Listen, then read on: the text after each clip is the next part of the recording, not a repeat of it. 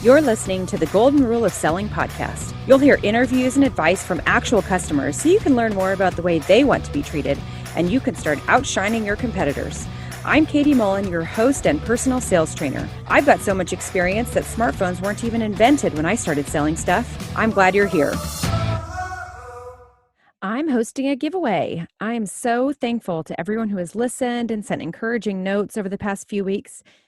And as a thank you, I'd like to give you personalized stationery so that you can send notes in the mail to your customers.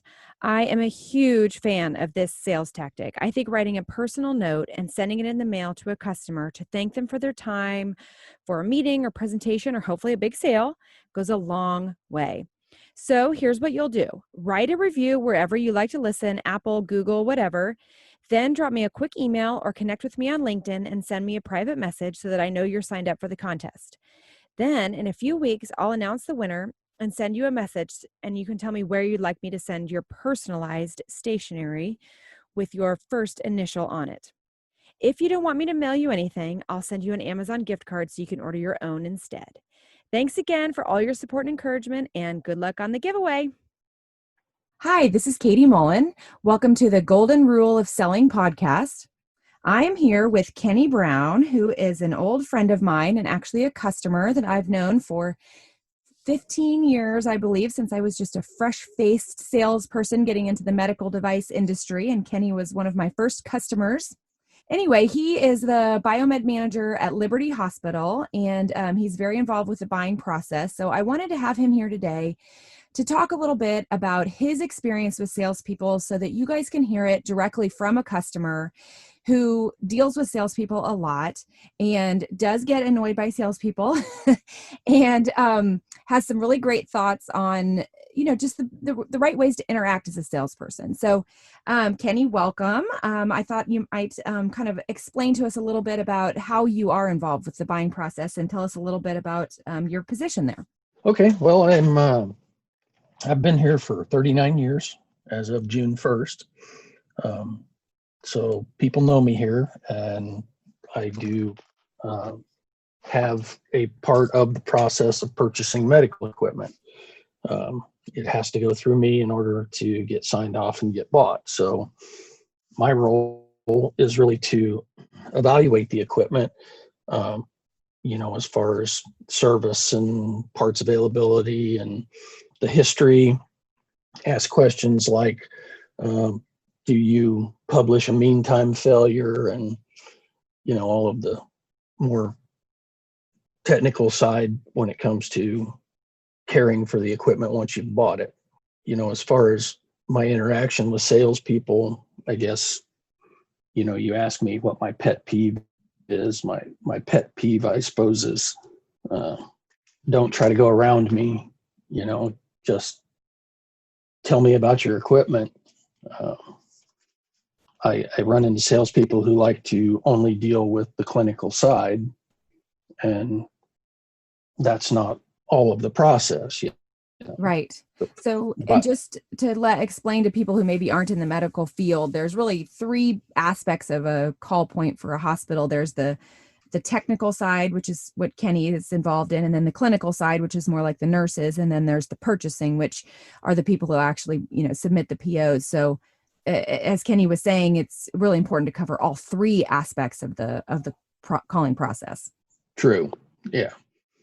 I just run into some salespeople who don't want to deal with me, and that's going to be a problem. You're going to have to include Biomed. I mean, they've become a big part of it because there's so much involved on the other side of the sale as far as care and upkeep, service contracts, and everything else that you should never overlook. Biomed, well, you shouldn't overlook any of them, but we are one that tends to get overlooked. Right.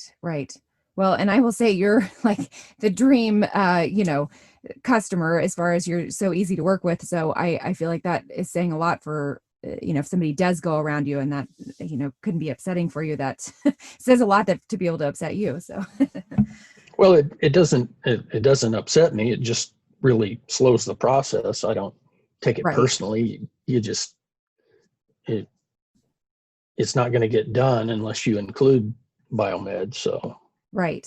Right. you might as well get on board with that idea. And I talked to a lot of my colleagues, and it's, the same everywhere. Right. They're, Absolutely. they're Yeah. pretty much part of the process as well. So maybe not quite as active, but they Right. generally have to be consulted at some point. Right.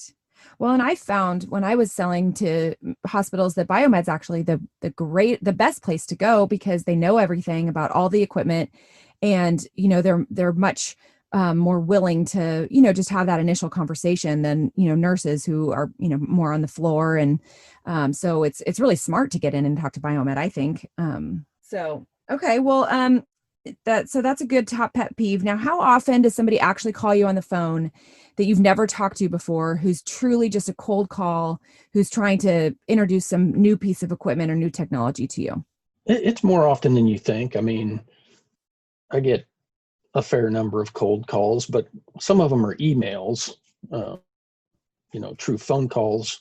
Uh, Maybe a third of them are phone calls, and the rest of it is email cold calls.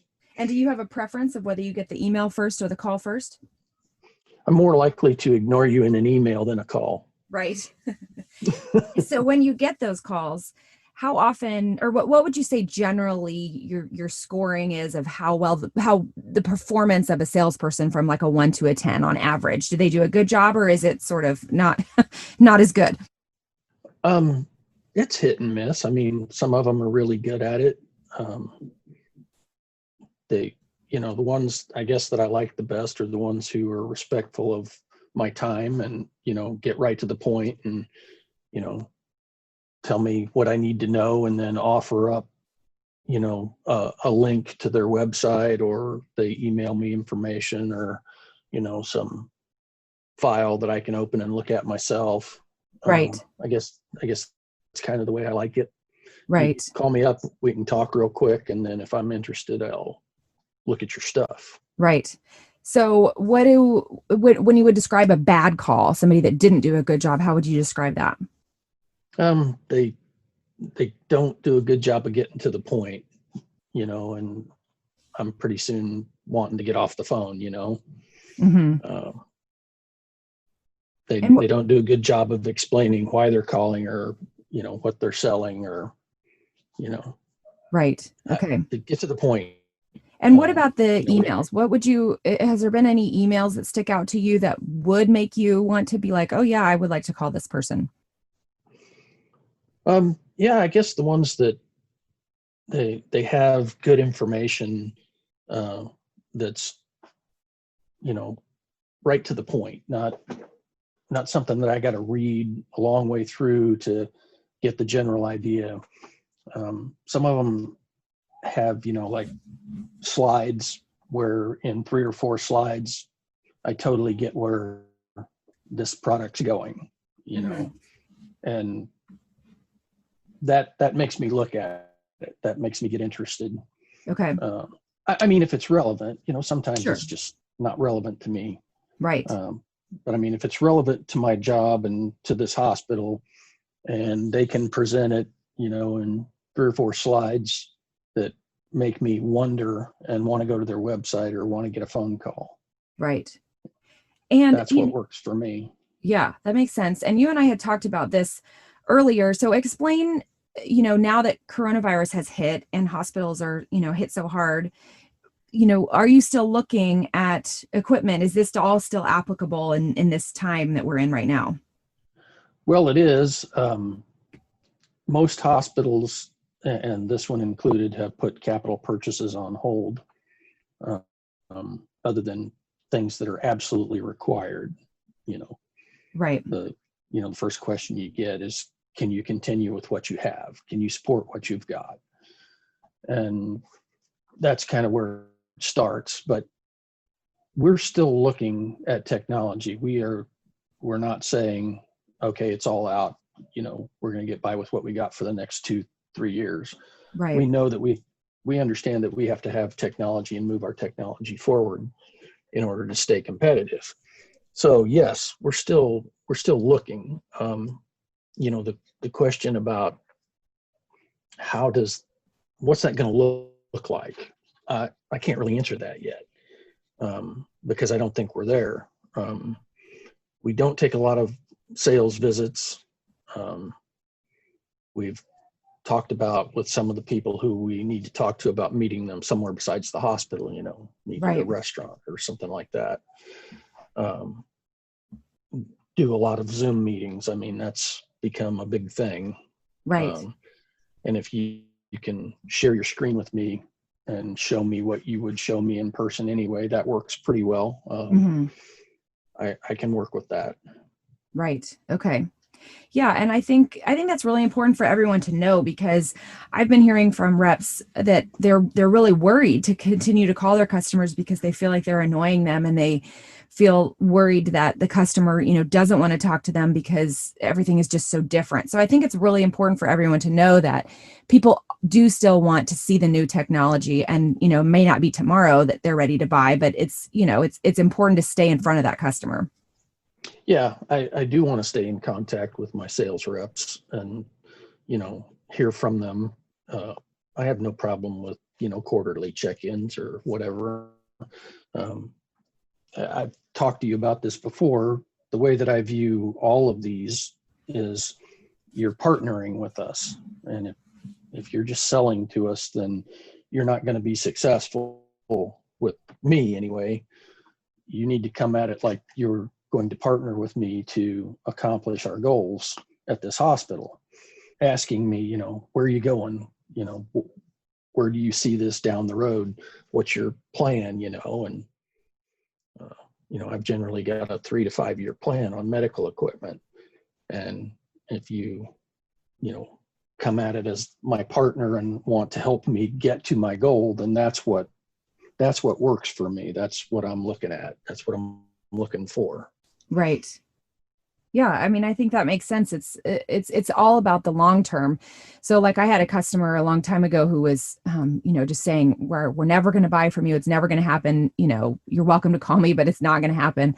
But then, sure enough, eventually, I mean, it took 2 or 3 years, but by then he was used to me calling him, and they finally looked at new equipment. And I think it's really important for everyone to remember that it's really a long term thing. Just because people aren't interested right this very second doesn't mean we don't want to continue to develop that relationship. So I think that's really important to know. Yeah. In this coronavirus age, hospitals have been so hard hit. Some of our partners have reduced our service call rates, or given us a break on service contracts and stuff like Right. that. And those are big things for salespeople to look at, is what can you do for us right now to help us be successful so that we can get back to the point where we can purchase again. Right. Yeah, that's so important. And get creative on something that they could offer, maybe with financing or, some other Yeah. kind of program. Yep. Yeah. We've had companies who, on the service contract, they want all the money up front, and they've come to us and said, we'll do monthly payments if that'll help you. And, we've done that on some things. Hmm. Yeah. So, they've been thinking about it, and that's always a good thing, that they're thinking of us and not, just how can they get our money. Right. Definitely. Now, let's go back to the initial call. Pretend again somebody that doesn't know you, has never talked to you before, maybe as a new rep with a fairly new product. How do you feel about getting kind of the generic email and maybe like a call center versus hearing from that particular person? Would that bother you, or would you like to hear, get a personal email and a personal phone call from the new sales rep? Yeah, I'd want both. Yeah, I'd want the contact info via email, but I'd want a phone call too. Mm-hmm. I think most companies are pretty good about that. I mean, I've had several new sales reps of late who've contacted me. Um, I do like it that way. I don't want to hear from a call center. Yeah. Okay. Now, is there anything that a rep can do besides, we talked earlier, your pet peeve about them going around you, but other than that, is there anything that they can do that really does get under your skin? When they, and I don't know where they get this, but when they do the hard sell routine that they've been trained into, and I don't know what companies do that training anymore, but it's like they're reading from a script, and I know what they're going to say next, and they're giving me the hard sell. Just be genuine and ask me the questions that you need to know where I'm at in the purchasing process, but don't give me the hard sell, because I don't control the money. Right. I'm sure that makes you a little uncomfortable when that happens. Yeah. I've recently had that with anesthesia machines. I had the hard sell, and one of your questions was, what could a rep do to make themselves unwelcome? Is it possible? Yes, it's possible. It's happened. They give me the hard sell, and they just hammer away at it and don't let up, and then they go around me to our CFO, and Ooh, then that's bad. then purchasing got involved, and then he had a lot of excuses, and I don't want to hear excuses. Just nobody does. And just be genuine. Right. Yeah, absolutely. And then now he's probably, next time you actually need that equipment, you're probably not going to be as likely to even give him a shot, I would think, right? Oh no, he wouldn't get a shot. I mean, purchasing isn't going to let him in. He broke all the rules. One Right. one of the rules is, when sales reps come into our hospital, they have to sign an agreement, and in that agreement, it says they won't talk about or run down their competition. And that was one of his biggest things, was running down the competition.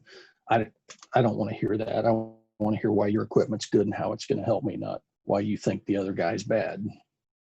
Yeah, I think sometimes sales reps feel like they're shooting it straight when they, talk about stuff that they, a lot of times what happens is a customer will tell them something bad about their competitor, and then they'll feel like if they should turn around and tell that to the next customer. But I think, and they think, oh, I'm just shooting it straight. But I think you're so right. I think that is one of the main turnoffs in all the research that I did over my years, that people would say, I absolutely do not want to hear you bad talk your competition.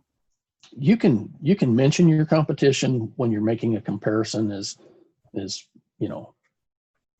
my algorithm's good because it does this, and theirs won't do that. You can make comparisons, but you don't tell me that theirs is terrible and won't do anything at all.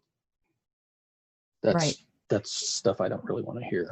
Right. You were talking the other day, asking about what a rep did to me, and I took a moment to recall what that was. It was a guy selling just bedside vital signs monitors, and he took the competition's equipment that was in the room and put the cuff on a chair leg, and said how it would show a blood pressure on the chair leg. Well, what it really did was show the previous measurement. When it didn't get one, it just showed the previous measurement. And he was going, look, see, it'll take a blood pressure off of a chair leg. Oh gosh. So he was really trying to trick you. Yeah. But, most of us have been doing this a long time, and we're not stupid. Yeah, I can imagine that got him not very far with you. No, it didn't. Man, that's surprising that stuff goes on, but it really does, it sounds like. Yeah. Yeah, not so much anymore. I mean, I think a lot of the salespeople have talked to people like you and gotten way better at it. I don't get near as many of those salesmen anymore. That's good. That's excellent for you, I'm sure. Well, yeah, I mean, it's good for everybody. Right. Well, this has been awesome. Is there anything else you can think of that let's say your niece was going into medical sales, and she came to you and said, Uncle Kenny, I need you to tell me what I should do. Is there anything else you can think of that we haven't talked about that would be helpful? No, I'd go back to what I said before. Be genuine. Be yourself. Yeah. Like most people can tell when people are trying to be someone they're not. You can pick up on that pretty quick. Right. I'd Well, say and that's what you did well, was you just came in and you were straightforward with us. You were new at the job, and you didn't know everything, and it's okay not to know. It really right. is. Well, that's It's what I was okay going to to, ask. If there was a new sales rep and maybe they didn't necessarily feel like they knew their product super well, and how would you recommend they handle that? Let's say you ask them something that they don't necessarily know the answer to. for me, it's just fine to say, I don't know, but I have someone in the company who's an expert on that, and I will get that answer for you, or I will have them call you. That's a perfectly acceptable answer. Right. I don't know, but I'll get you that information. That works. I Right. mean, nobody knows everything. Yeah. And I think that's such great advice, because I do think a lot of sales reps, I remember when I first started selling, I just went out and started calling people right away before I really knew that much of what was going on. And I remember there were others that were saying, oh, I need to really sit down and spend a couple months, or, however long it is, learning my product, because I'm nervous to go out until I know it. But I do think, especially when you're starting, it's okay to say, I'm still learning. Yeah. Yeah. I mean, if you had 10 years experience and you still didn't know your product, that'd be a problem. Right. Right. But by the same token, some products are so complicated that no one person knows everything about it. I mean, this project we're working on, with smartphones and interfacing with, the software, I think we talked to 4 or 5 different people, Right. on that. So it has become very complex. And so, even seasoned salespeople can't know everything. They just can't. Yeah. It's always good to have a backup, as a clinical person there to who really understands it as a backup. So. Yeah. And if you just do a good job of managing that information and getting it all to me, I'm good with that. I don't, I don't expect you to know everything, but Right. yeah, if my niece was getting into medical sales, I'd tell her to find another profession. It's a tough sell. It can be tough. That's true. It is. It's a tough job. It is, definitely. I'm sure your job is tough too, though. So it's Well, it can be. Yeah, it can be. Well, thank you so much, Kenny. This has been so helpful. I think people are really going to enjoy hearing your perspective, and I think it's going to be very helpful for anybody. I mean, any sales rep, not just new ones. I think it's really good to always hear the customer's perspective and be reminded of really, that's kind of the golden rule of selling, as our podcast name, because my philosophy is you need to treat the customer the way they want to be treated. The golden rule always says treat people the way you want to be treated, but I think it's important to treat customers the way they want to be treated. So that's why we're trying to, really understand customers better so we can do that. Yep. So, all right. Well, thank you so much, Kenny. Yep. Thanks for listening to the Golden Rule of Selling podcast. If you want to hear more customer interviews and advice, please subscribe so you'll never miss an episode. And I hope you'll consider leaving a review. I would really appreciate it. Lastly, all my podcasts are based on my extensive sales training program. If you're interested in learning more about bringing me in to provide your team with a customized sales training program, which I can do virtually, please be in touch. You can find me at goldenruleofselling@gmail.com, and you can find out more about my consulting company at mms-consulting.com. And if you want to see the show notes, please visit our website at goldenruleofselling.com. Have a great week.